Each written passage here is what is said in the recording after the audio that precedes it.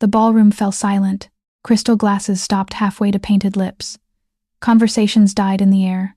Every guest watched as the most ruthless syndicate leader in New York, a man who could erase an entire bloodline with one nod, reached for the curvy plus-size accountant they had been laughing at all night and pulled her straight onto his lap.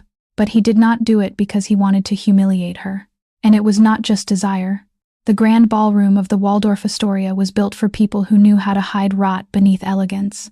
Under the sharp glow of Swarovski chandeliers, corporate kings stood beside criminal monsters, smiling like they were not all trading secrets, money, and blood. The air smelled of Tom Ford cologne, vintage Dom Perignon, and deals no honest man would survive.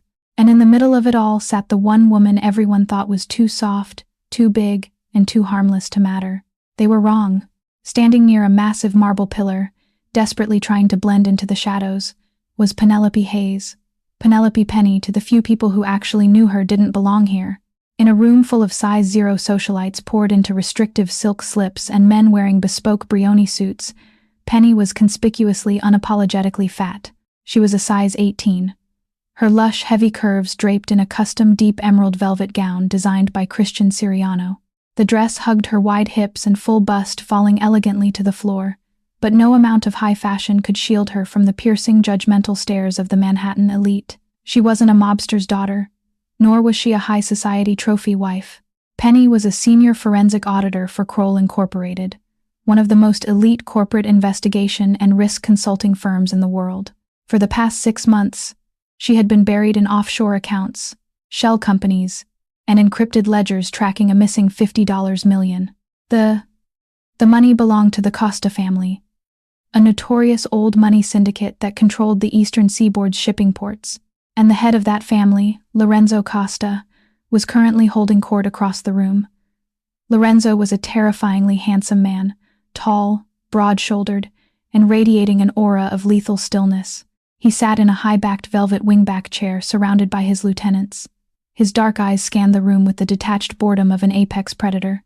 He wore a midnight blue tuxedo, a platinum Rolex Daytona glinting on his wrist. Penny took a nervous sip of her sparkling water, her fingers trembling slightly. She had the flash drive in her sequined clutch. It contained the routing numbers from a Cayman Islands bank, proving exactly who within Lorenzo's inner circle was siphoning his funds. She just needed a moment alone with him. But getting to Lorenzo meant navigating the sharks circling the perimeter. "Well, look what the tide dragged into the VIP section." The voice was high, sharp, and dripping with venom. Penny braced herself, turning slowly to face Bianca Montgomery. Bianca was the daughter of a prominent state senator, a woman whose skeletal frame was adorned in a barely there silver Prada gown. She was widely known to be vying for the position of Lorenzo Costa's wife, treating the Mafia boss as the ultimate designer accessory. Bianca looked Penny up and down, her perfectly glossed lips twisting into a sneer of pure disgust. Behind her stood 2 equally emaciated cronies snickering behind their champagne flutes. "I think you're lost, sweetheart," Bianca said loudly, ensuring her voice carried over the jazz quartet playing in the corner. "The kitchen is through the double doors in the back. Or did you already eat everything on the catering carts?" A few heads turned. The cruel laughter rippled through the immediate vicinity. Penny felt the familiar hot sting of humiliation prick at the corners of her eyes, but she refused to look down. She had fought her whole life to take up space in rooms that wanted her invisible. She squared her shoulders, her emerald gown catching the light. "I'm here on business, Miss Montgomery," Penny said, her voice remarkably steady despite the frantic beating of her heart. "If you'll excuse me." She tried to step around the socialite, but Bianca sidestepped, blocking her path. The senator's daughter leaned, eyes glinting with malice. "Business? What kind of business does a woman like you have with Lorenzo Costa?" Bianca laughed, a harsh grating sound. "Look at you. You're taking up the space of 3 women. You're sweating through your velvet and you smell like anxiety. A man like Lorenzo doesn't even see women like you. You're invisible. No, worse. You're a joke." The crowd around them had grown quiet, eager for the blood sport.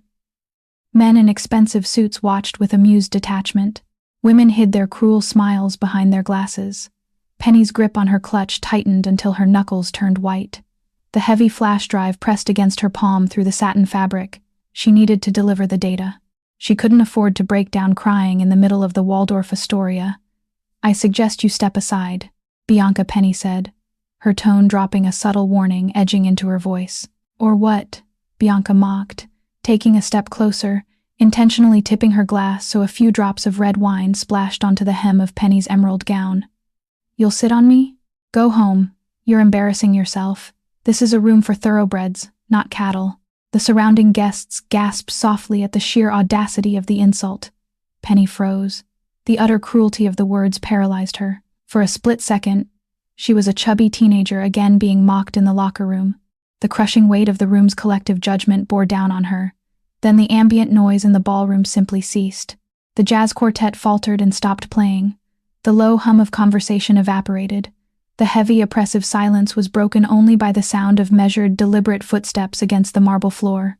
The crowd parted instantly, backing away as if repelled by a magnetic force. Lorenzo Costa was walking toward them.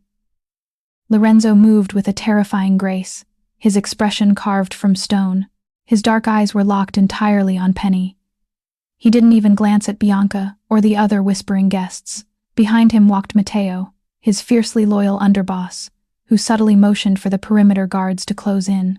Bianca's sneer instantly morphed into a radiant, desperate smile. She smoothed her silver dress and stepped forward, completely obstructing Penny. "Lorenzo, darling," Bianca purred, reaching out to touch his arm. "I was just dealing with a bit of a pest. Security really needs to do a better job at the door. I don't know how this creature slipped past them." Lorenzo didn't break his stride. He didn't even acknowledge Bianca's hand on his sleeve. He simply kept walking, his broad chest catching Bianca's shoulder and shoving her aside with the effortless dismissal of a man moving a nuisance out of his path. Bianca stumbled, her stilettos catching on the marble, gasping in shock as she nearly dropped her wine. Lorenzo stepped right up to Penny. Penny's breath hitched. Up close, the sheer size of the Mafia boss was overwhelming. He was a foot taller than her, smelling of dark tobacco cedar and an underlying scent of pure danger. His eyes, dark and fathomless, roved over her face, taking in the flush of humiliation on her cheeks, the slight tremble of her full lips, and the proud, defiant set of her jaw. A heavy velvet wingback chair had been dragged near the pillar earlier by one of his men. Lorenzo turned smoothly, unbuttoning his tuxedo jacket, and sat down in the chair. He looked up at Penny. For 3 agonizing seconds, no one breathed. The tension in the room was a physical weight. Then Lorenzo reached out, his large, calloused hand wrapped securely around Penny's thick wrist. It wasn't a painful grip, but it was absolute. With one smooth, powerful pull, he yanked her forward. Penny let out a startled, breathless squeak as her balance shifted. Before she could process the movement, she was falling. She landed heavily, her soft, generous curves crashing directly onto Lorenzo Costa's lap. The ballroom erupted into a collective silent shock. Men lowered their glasses, their jaws slack. Bianca dropped her wineglass entirely, the crystal shattering loudly against the floor, splattering dark red across the white marble. Penny's heart hammered violently against her ribs. She was sitting sideways across the thighs of the most dangerous man in New York. The contrast between them was staggering. She was entirely soft, thick thighs, a full stomach pressed against his rigid torso, heavy breasts rising and falling with her panicked breathing. He was entirely hard muscles, like coiled steel beneath the fine Italian wool of his suit, unyielding and perfectly composed. She scrambled to get up, her face burning with the heat of 1,000 suns. "I'm Mr. Acosta. I am so sorry," she stammered, terrified she was crushing him, terrified of the spectacle. Lorenzo's arm wrapped around her thick waist, a heavy, warm band of possessive iron that anchored her firmly in place. He pulled her flush against his chest, his fingers splaying wide across the curve of her hip. "Sit still, Penelope," he commanded, his voice a low, gravelly rumble that vibrated through his chest and directly into her spine. He didn't look strained. He didn't look disgusted. He held her weight effortlessly, as if she were made of nothing but air. He looked up at the frozen crowd, his eyes eventually landing on a pale, trembling Bianca. "Bianca," Lorenzo said, his voice deadly quiet, yet it carried across the dead silent room like a gunshot. "You seem to be under the mistaken impression that you dictate who belongs in my presence. Lorenzo, I was only trying to," Bianca stuttered, her previous bravado entirely shattered under his lethal stare. "Penelope is my personal guest," Lorenzo continued, his thumb absent-mindedly stroking the velvet fabric at Penny's hip, a deeply intimate gesture that sent a jolt of electricity straight to her core. She takes up exactly as much space as I want her to. And if anyone in this room ever disrespects her again, they won't just be escorted out. They will disappear. Am I understood? The threat wasn't an exaggeration. It was a terrifying real-life promise. Bianca nodded frantically, tears of humiliation spilling over her heavily mascaraed eyelashes, before she turned and practically fled the ballroom. The crowd immediately looked away, suddenly intensely interested in their shoes, the ceiling, their drinks, anything to avoid eye contact with the syndicate leader. The jazz quartet, realizing they needed to diffuse the silence, hastily resumed playing. Penny sat frozen on his lap, her mind spinning wildly. He had defended her. He had claimed her as his guest in front of the entire New York underworld. But the romantic illusion shattered a second later when Lorenzo leaned his head down, his lips brushing against the sensitive skin just beneath her ear. "Did you bring the data from Kroll?" he whispered, his breath hot against her neck. Penny stiffened. The lap pull wasn't just a defense of her honor, it was a tactical maneuver. It established her as his property in the eyes of his men, making her untouchable while allowing them to communicate without the bugs and spies lurking in the crowd. "Yes," she whispered back, leaning her weight fully against his chest to maintain the illusion of intimacy. She reached into her clutch, her trembling fingers wrapping around the small metal flash drive. "It's all here. The offshore routing numbers, the Cayman accounts, and the mole," he murmured, his lips grazing her earlobe, sending an involuntary shiver down her spine. "Did you find out who authorized the wire transfers?" Penny swallowed hard. She slowly slipped her hand down, sliding the flash drive into the breast pocket of his tuxedo. As she did, she turned her head slightly, their faces now mere inches apart. She could see the faint stubble on his jaw, the ruthless intelligence behind his dark eyes. "It's Matteo," she breathed, her voice barely audible. "Your underboss. He's been funneling the money through a shell company in Delaware for 6 months. Lorenzo didn't flinch. His expression didn't change, but Penny felt the muscles in his thighs and chest lock into solid stone beneath her. The arm around her waist tightened incrementally. "Are you absolutely certain, Penelope?" he asked softly, though the underlying tone was lethal.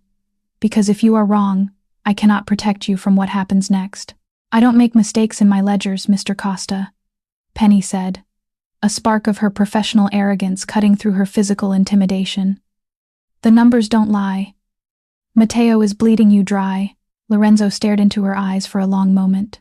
He was a man who lived a life of constant betrayal and violence, yet looking at the soft, brilliant woman currently sitting on his lap, a strange, dark fascination flickered in his gaze.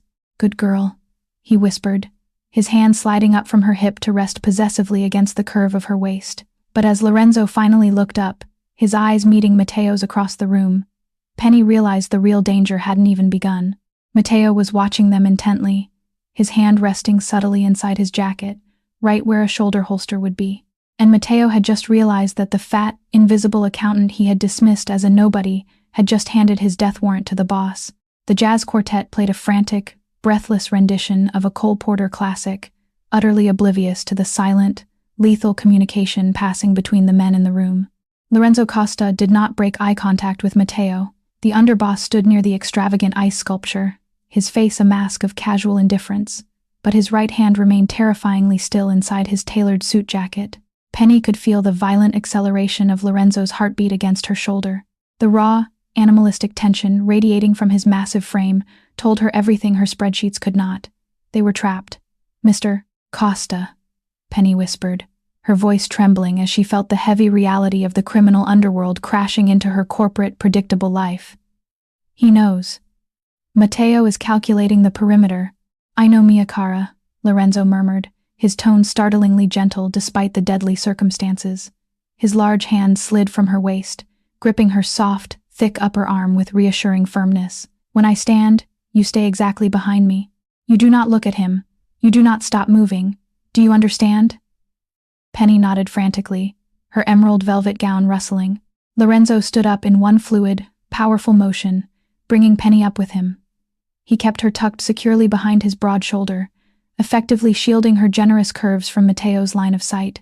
To the rest of the ballroom, it looked as though the syndicate boss was simply escorting his new, unconventional conquest to a more private location. But to the trained killers in the room, The subtle shift in Lorenzo's stance was a declaration of war. Lorenzo caught the eye of Dominic, his hulking head of security, who stood by the private elevators. Dominic didn't need a verbal command. He tapped the earpiece hidden beneath his dark hair, and instantly 4 men in identical black suits seamlessly detached themselves from the crowd, forming a loose, protective diamond formation around Lorenzo and Penny. "We are leaving," Lorenzo commanded softly. They moved toward the exit, their pace measured but urgent.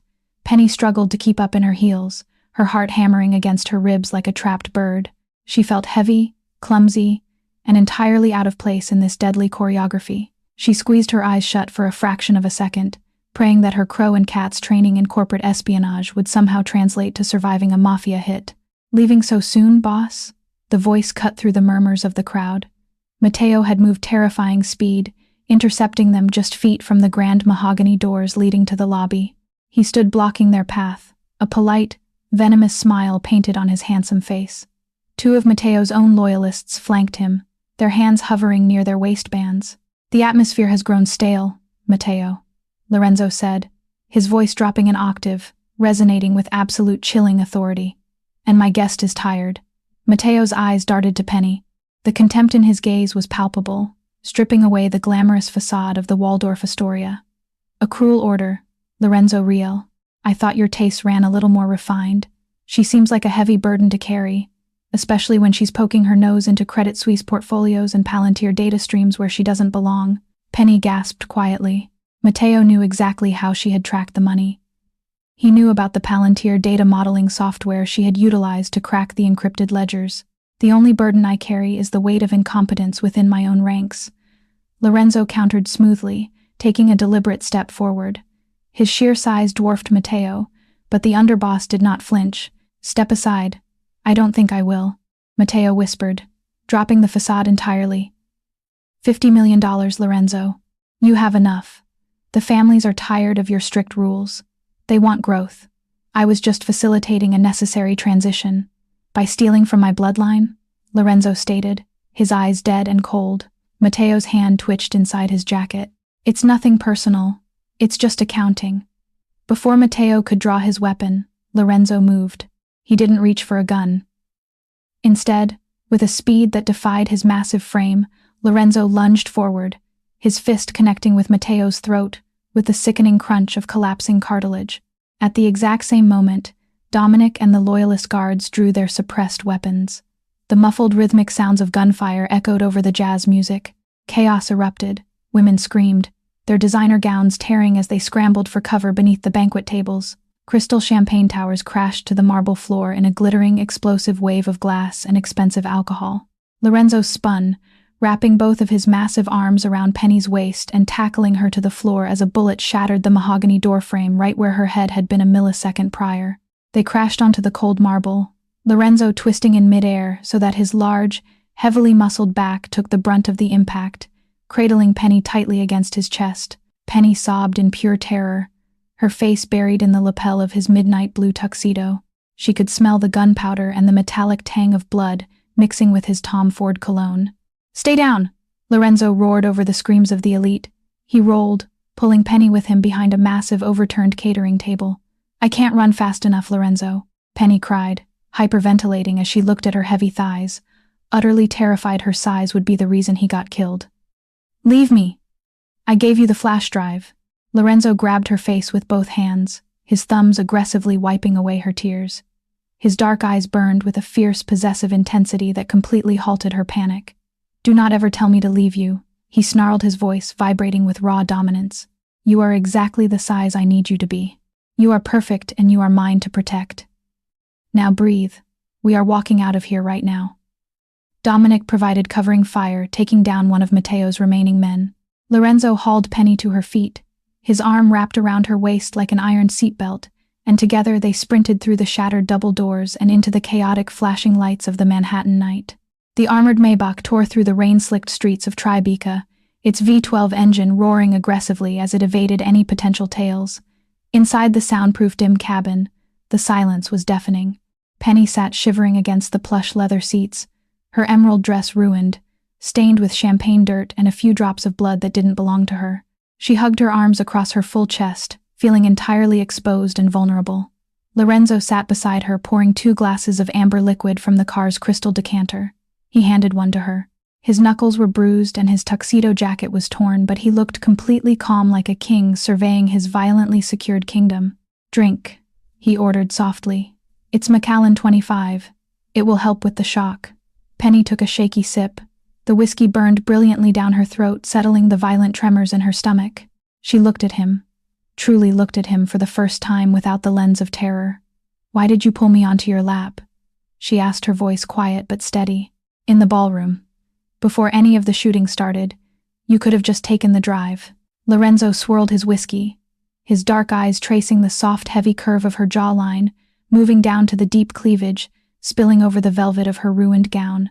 "Because Bianca was disrespecting what belongs to me," Lorenzo said simply. "I don't belong to you," Penny replied instinctively, her corporate independence flaring up despite the circumstances. "I am a Crow auditor. I was hired by your holding company. This was a financial transaction." Lorenzo let out a low, dark chuckle that sent a shiver straight to her core. He set his glass down and closed the distance between them, sliding across the leather bench until his thigh pressed intimately against her thick one. "A financial transaction," he repeated, reaching out to trace the collarbone exposed by her dress. "Is that what you call it, Penelope? You think I let just anyone breach my inner circle? I've been watching you for 3 months. I watched you sit in your office at 2 a.m., eating takeout, brilliantly dismantling offshore accounts that Ivy League lawyers couldn't crack. I watched you fight for space in a world that tries to make you feel small. You are brilliant. You are ruthless in your own right. And you are incredibly beautiful." Penny's breath hitched. She was used to men looking past her, or looking at her with pity or fetishized secrecy. But Lorenzo looked at her like she was the only meal he ever wanted to consume. He looked at her heavy curves, not as an obstacle, but as a feast. "Matteo is dead," Lorenzo stated, his tone shifting back to business, though his hand remained possessively on her knee. "But the 50 million is already in the Cayman Shell Company.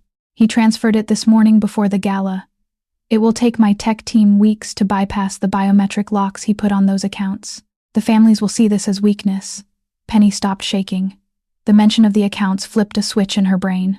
The terrified woman faded, replaced by the senior forensic auditor who commanded respect in boardrooms across the globe. She reached into her ruined clutch and pulled out her encrypted crawl smartphone. "You think I'm just an accountant, Lorenzo?"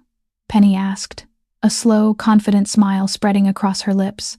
Lorenzo raised an eyebrow, captivated by the sudden shift in her demeanor. "Matteo was arrogant," Penny explained, tapping rapidly on her screen. "He used a standard Delaware LLC proxy to route the funds. When I was deep in the Palantir data model yesterday, I didn't just track the money. I assumed he might try to secure it once he knew I was auditing the books." "What did you do?" Lorenzo asked, leaning in, his gaze fixed on her brilliantly illuminated face. "I hard-coded a reverse siphon algorithm into the Shell Company's root ledger," Penny said, her eyes flashing with triumphant genius. "It's a dormant script. It activates the moment an unauthorized user, like Matteo's fail-safe automated system, attempts to move the money out of the Cayman account. It doesn't just block the transfer." Lorenzo's eyes widened slightly in realization. "It redirects it." "Exactly." Penny confirmed, pressing the final execution command on her phone. "Matteo's death triggered his dead man's switch 10 minutes ago. His system tried to route the 50 million to a rival cartel in Mexico. My script intercepted it." She turned the phone around to face him. On the glowing screen, a progress bar hit 100%. "The $50 million has just been successfully deposited back into your personal encrypted accounts at the Bank of Geneva," Penny said proudly. "And as a bonus, my script automatically forwarded the IP addresses of Matteo's Mexican cartel associates directly to the Cybercrimes Division of the FBI. Your enemies are currently being raided." Lorenzo Costa stared at the screen. And then he looked at the soft, heavy, incredibly brilliant woman sitting beside him. He had spent his life surrounded by assassins, politicians, and sycophants, but he had never in all his years encountered a weapon as devastatingly effective as Penelope Hayes. He didn't say a word. He took the phone from her hand, tossed it onto the opposite seat, and pulled her roughly against his chest. His mouth crashed down onto hers. It wasn't a gentle kiss. It was acclaiming. It was the fierce, desperate kiss of a king who had just found his queen. Penny gasped into his mouth, her hands instinctively coming up to grip the broad, heavily muscled expanse of his shoulders. Lorenzo groaned, his large hands gripping her thick waist, lifting her effortlessly so that she was straddling his lap right there in the back of the moving Maybach. "You are a terrifying woman, Penelope." He breathed against her lips, his hand sliding up to cup her heavy breasts through the velvet. "I'm an accountant," Penelope whispered, breathless against him, still trying to name herself like she was only useful on paper. Lorenzo's hand tightened around her waist. "No," he said quietly, his eyes dark with possession. "You are mine, and tomorrow, everyone will know exactly who controls the Costa family ledgers." The car tore through the New York night, leaving behind the ballroom, the whispers, the judgment, and every person who thought Penelope was too soft to be dangerous. For the first time in her life, she was not hiding behind spreadsheets, oversized dresses, or other people's cruelty. She had built the trap. She had watched every enemy step into it, and when the underworld finally looked at her, they did not see a joke anymore. They saw the woman sitting beside Lorenzo Costa, the woman who knew where every dollar was buried, the woman who had just become untouchable. If Penelope's brilliant revenge and Lorenzo's ruthless protection kept you watching, hit like, share this Mafia romance with someone who loves power plays and unexpected queens, and subscribe for more dark stories where the woman everyone underestimates takes the throne.